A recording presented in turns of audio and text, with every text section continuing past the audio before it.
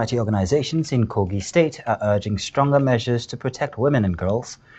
At a press briefing in Lokoja, marking International Women's Day, the coalition heightened concerns over gender-based violence, inadequate support for survivors, and limited access to clean water, which disproportionately affects women.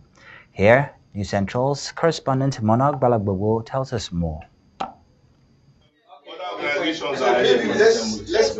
In Lokoja, advocacy groups renewed calls for better protection of women and girls. So as a coalition, they say that despite progress in women's inclusion in governance, more concrete action is needed to tackle everyday challenges. Gender-based violence remains one of the most pervasive violations of human rights globally and within our communities. And as a group and network, we call the government to strengthen our laws, particularly the VAP law, strengthen it to protect women and girls from violence and discrimination.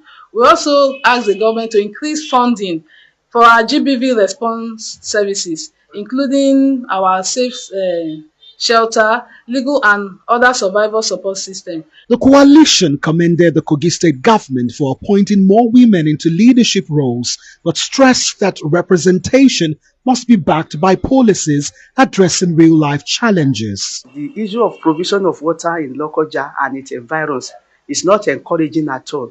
Water is life and water is central. Even to our women and girls, we are the ones suffering it most.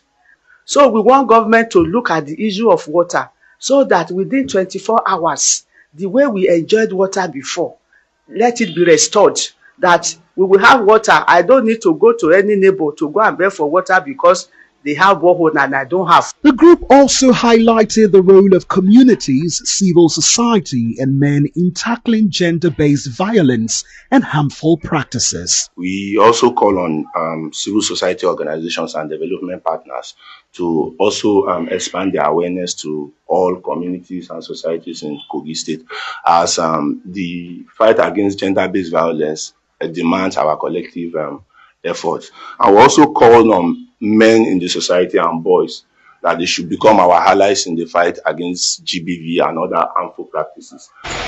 The coalition said sustained effort from government, civil society and communities is key to ending gender-based violence and improving welfare for women and girls in Kogi State.